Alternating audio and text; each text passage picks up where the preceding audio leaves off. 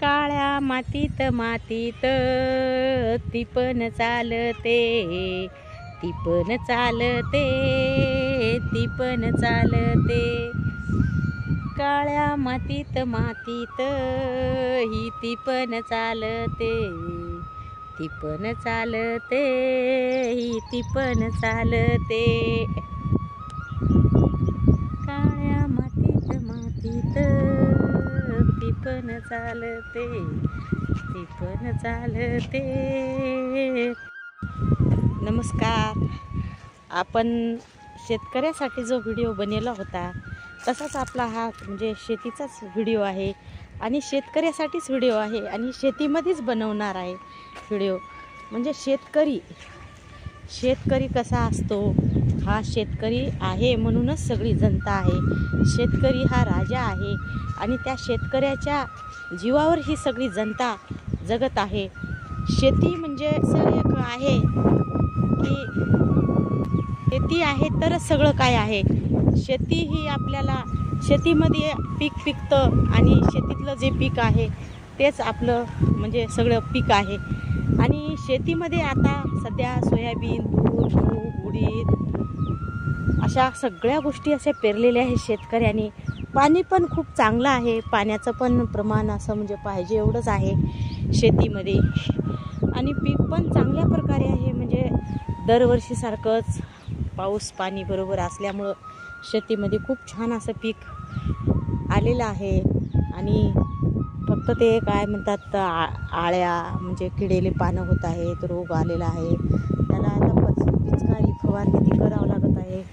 आणि असं म्हणजे ध्यान द्यावं लागतं शेतीमध्ये. शेती करायची म्हणल्यावर शेतकऱ्याला थोडंसं ध्यान द्यावं लागतं. पण मस्त पीक आहे, शेतीचं उत्पन्न चांगलं आहे. शेतीचं म्हणजे असं कोणाचं छोटं आहे कोणाचं मोठं आहे, पण पाणी चांगलं आहे. कुठं जास्त पाण्याचं प्रमाण आहे तर कुठं कमी आहे, पण पाण्याचं प्रमाण. व्हिडिओ बनवला होता की शेतकरी महिलांनी काळजी घ्यायची आहे. शेतात जाताना काळजी घ्यायची आहे, शेतात काम करताना काळजी घ्यायची आहे. आणि शेतात काम करताना तर काळजी घ्यायचीच आहे, पण मी सांगितल्याप्रमाणे आपल्या तब्येतीची पण काळजी घ्यायची आहे. आपल्या तब्येतीला पण जपायचं आहे. म्हणजे आपल्या तब्येतीला जपणं म्हणजे हे बघा, सर सलामत तर पगडी 50. आपलं सर सलामत आहे तर पगडी 50 आपल्याला टाकता येतात. पण आपणच जर चांगलं नसेल तब्येतीने, आपली जर तब्येत चांगली नसेल तर काय फायदा आहे सांगा. त्याच्यामुळं माझ्या महिला भगिनींना, शेतकरी महिला भगिनींना खरंच वेळ नसतो, वेळातला वेळ काढून त्यांनी स्वतःची काळजी घ्यायची आहे आणि कुटुंबाची पण काळजी घ्यायची आहे. मुलांना वेळेवर शाळेत पाठवायचं आहे आणि मुलीमध्ये आणि मुलामध्ये भेद करायचा नाही. आणि मला मुलगीच झाली म्हणून कुठल्याच माझ्या महिला भगिनीने नाराज व्हायचं नाही, कारण मुलापेक्षा मुलगी बरी आणि प्रकाश देते दोन्ही घरी. ती मुलगी 2 घरी प्रकाश देणारी मुलगी असते. आणि मुलगी झाली म्हणून कधीच तुम्ही नाराज होऊ नका. तुम्ही बघा, ज्या घरात मुली आहेत त्या घरामध्ये लक्ष्मी आहे, ज्या घरात मुली आहेत त्या घरात शांती आहे, ज्या घरात मुलगी आहे त्या घरामध्ये आनंद आहे, औदार्य आहे. आणि मुलगी ही वाईट नसते. मुलगी खरंच, मुलीला खरंच काळजी असते हो. मुलीला काळजी कशी असते, आई शेताहून आली, आईला चहा करून द्यावा. बाबा आले शेतावरून, बाबाला चहा करून द्यावा. बाबा जेवले का, बाबा काय केले, बाबा बोल, म्हणजे प्रत्येक गोष्टीची मुलगी कशी चौकशी करते. आणि मुलगी कशी आईवडिलाची काळजी घेते हो. काळजी घेते की नाही सांगा बरं. तुमची मुलगी कधी म्हणते का नाही तुम्हाला की बाबा आलात का, काय जेवलात का, पिलात का, खालात का. म्हणजे मुलगी अशी काळजी घेते हो. मुलगी म्हणूनच मुलगी पाहिजे. जीवाभावाची जीवलग जर कोण असेल तर मुलगी आहे. त्यामुळं माझ्या महिला भगिनींना या व्हिडिओमधून, माझ्या शेतकरी महिला भगिनींना तर आवर्जून सांगायचं आहे की मुलीचा गर्भ असेल तर गर्भ तपासणी करू नका. मुलगी झाली म्हणून नाराज होऊ नका. 2 होऊ द्या, 3 होऊ द्या, मुली जरी झाल्या, मुलगा नाही म्हणून कधी बी नाराज व्हायचं नाही. कारण मुलगा मुलगी हे काही देत नाही तर आपण काय करायचं आहे माहीत आहे, मुला मुलीचा भेद, लिंग समभाव समजायचा आहे. मुलगा मुलीमध्ये भेद करायचा नाही. आणि मुलगी झाली म्हणून आता कसं आहे बघा, खेड्यामध्ये असं असते की वंशाला दिवा झाला पाहिजे. कशाचा वंशाचा दिवा आला हो, मुलगी जरी झाली, आज कितीतरी कुटुंबामध्ये अशी परिस्थिती आहे की म्हातारपणी मुली आईवडिलाचा सांभाळ करत आहेत पण मुलं करत नाहीत. मग तुमची मुलगी सांभाळ करू शकणार नाही का? सांगा ना. मुलगीसुद्धा तुमचा सांभाळ करू शकते. मग का घाबरता सांगा तुम्ही? कशासाठी तुम्हाला मुलगी पाहिजे? मुलगी पण तुमची मुलासारखा तुमचा सांभाळ करेल, तुमचं सुखदुःख करेल, तुमचा दवाखाना करेल. म्हणून तुम्ही मुलीमध्ये अजिबात भेद करायचा नाही. माझ्या शेतकरी महिला भगिनींना सांगायचं आहे की तुमच्या प्रार्थना जे आहे, तुमच्या नशिबात मुलगा असेल तर मुलगा होईल आणि मुलगी असेल तर मुलगी होईल. पण तुम्ही मुलगी झाली म्हणून कधीच नाराज व्हायचं नाही. आणि तुम्ही जर नाराज नाही झाला तर खरंच त्या मुलीला पण आनंद होईल. मुलीला शिकवा, लेख वाचवा, मुलीला शिकवा तुम्ही. आज मुलीचं खरंच आज खूप, जर आपण शिक्षणाचा आलेख जर बघितला तर मुलीचं शिक्षण खूप आहे. मुलगीच खूप हुशार आहे. मुलीच अभ्यासामध्ये हुशार असतात, चिकाटी असते. आणि निकाल जर बघला तर मुलीचाच जास्त निकाल लागतं. त्यामुळं मुलगी कशामुळं वाईट म्हणता तुम्ही सांगा ना. मुलीला शिकवा आणि मुलीला वाचवा. आणि माझ्या महिला भगिनींना मी जे मागच्या व्हिडिओ सांगितलेलं आहे की तब्येतीची काळजी घ्यायची, खरंच तब्येतीची काळजी घ्या. आज सुशिक्षित आहात तुम्ही, आज तुम्हाला शासनाने साक्षर बनवलेलं आहे, तुम्ही सुशिक्षित आहात. शाळा शिकलीच पाहिजे, आपण शिकलं पाहिजे. आपल्या काळात शाळा, जरी आई शाळा शिकलेली नसेल जास्त तरी मुलीला जास्त शिकवायचं आहे. 10वी 12वी तिच्या पायावर उभं करायचं आहे. आणि ती शिकली, ती जर शिकली तर तिच्या कुटुंबावर जर वेळ आली तर ती तिचं कुटुंब वाचू शकेल आणि ती तिच्या नवऱ्याला आधार देऊ शकेल. ती उजवा हात बनेल नवऱ्याचा.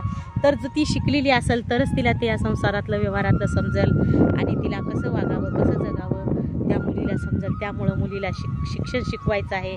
मुलीला अडाणी ठेवायचं नाही. शेतीतले कामं, शेतकरी माझ्या महिला मुलीला म्हणसाल की तुम्ही शेतीतलं काम कर बाई शिकायच्या टाईमला, तर तिला शिक्षणाच्या टाईमला शिक्षणच शिकवा. आणि तिला योग्य वेळी 18 वर्षाची झाल्यानंतरच तिचं लग्न करा. लग्न लहान वयात करू नका. लहान वयात जर लग्न केलं तर पुढचे खूप प्रॉब्लेम सुरू होतात. लवकर डिलिव्हरी, लवकर बाळ होणे आणि ते मग त्या मुलीच्या जीवावर बेततं. त्यामुळं 18 वर्षाच्या नंतरच मुलीचं लग्न करा. मुलाचं 21 वर्षाच्या नंतर लग्न करा. आज ग्रामीण भागामध्ये मुलीच्या लग्नाला खूप घाई केली जाते, पण मुलीच्या लग्नाला घाई नका करू. घाई जर केली तुम्ही जर घाई करत असाल मुलीच्या लग्नाला तर ती मुलगी कमी वयाची असल्यावर तिला ग्रामीण भागामध्ये काय होते माहीत आहे का? कमी वयाच्या मुलीचा आहार, आज आता ज्या वेळेस मुलगी बालक होते त्यावेळेस मुलीच्या आहाराकडं माझ्या शेतकरी माता भगिनींनी लक्ष द्यायचं आहे की तिला सकस आहार भेटला पाहिजे. तिच्या तब्येतीमध्ये, शरीरामध्ये वाढ होत असते तर ती पोटभर जेवते का? आईनं लक्ष दिलं पाहिजे मुलीकडे. ती आहार घेते का? पूर्ण आहार घेते का? काही मुली फक्त चिप्स, बिस्किट असं तसं खातात पण पोटभर आहार घेत नाहीत. पोटभर त्यांचं वाढतं वय असतं. वाढतं वय असल्यामुळं त्यांनी पोटभर जेवलं पाहिजे, कारण उद्याची आई बनणार आहे ती. तिच्यामध्ये रक्त, सगळ्या गोष्टी सारख्या झाल्या पाहिजे. रक्ताची वाढ झाली पाहिजे. उद्या लग्न झाल्यानंतर तिला ज्यावेळेस आई व्हायचं असते त्यावेळेस तिला रक्ताची कमतरता भासते. त्यामुळं आईने लक्ष दिलं पाहिजे की खरंच आपली मुलगी जेवत आहे का बरोबर, वेळेवर जेवते का, वेळेवर शाळेत जाते का, वेळेवर घरी येते का. आज तुम्ही लक्ष दिलं पाहिजे. मान्य आहे तुम्ही शेतीत जाता, तुमच्याकडं फोन नसतो, तुमच्या मुलीकडं लक्ष द्यायला तुम्हाला वेळ नसतो, पण ज्यावेळेस तुम्ही घरी येता त्यावेळेस त्या मुलीची मैत्रीण बना. त्या मुलीला सांगा की बाई तुझी आई एक शेतकरी आहे, तुझे बाबा शेतकरी आहे, तुझ्यावर पूर्ण जिम्मेदारी आहे. तू आमची एका शेतकरी कुटुंबातली मुलगी आहेस म्हणून तू चांगलं वागायचं आहेस, आमचं नाव उज्ज्वल करायचं आहे. तू शाळा शिकायची आहे पण आईवडिलाला कधीही धोक्यात आणायचं नाही, आईवडिलाचं नाव खराब होईल असं वागायचं नाही. आणि तू शिक्षण शिकून तुझ्या पायावर उभं चांगलं वागायचं आहेस, आमचं नाव उज्ज्वल करायचं आहे. तू शाळा शिकायची आहे पण आईवडिलाला कधीही धोक्यात आणायचं नाही, आईवडिलाचं नाव खराब होईल असं वागायचं नाही. आणि तू शिक्षण शिकून तुझ्या पायावर उभं टाकायचं आहे.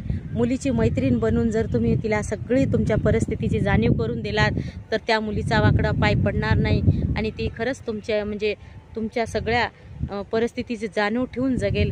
त्यामुळं घाबरायचं नाही. आईने मुलीची मैत्रीण बनायचं आहे. नमस्कार, पुन्हा आपण भेटूया असेच व्हिडिओमध्ये. आज मी शेतामध्येच लाईव्ह व्हिडिओ केला. माझ्या शेतकरी बांधवासाठीच व्हिडिओ होता, तर मी म्हणलं चला शेतीमध्येच आपण व्हिडिओ करूया. आणि हे शेतकऱ्यापर्यंत जास्तीत जास्त पाठवा. माझ्या शेतकरी महिलांनी बघितला पाहिजे व्हिडिओ, कारण त्याच्यामध्ये माझ्या शेतकरी महिलांबद्दलचीच माहिती आहे. माझ्या शेतकरी महिलांनी बघला पाहिजे. जास्तीत जास्त शेअर करा आणि जास्तीत जास्त लोकांपर्यंत पोहोचवा आणि जास्तीत जास्त लोकांनी हा व्हिडिओ पहा. असंच आपण पुन्हा दुसऱ्या व्हिडिओमध्ये भेटूया. नमस्कार.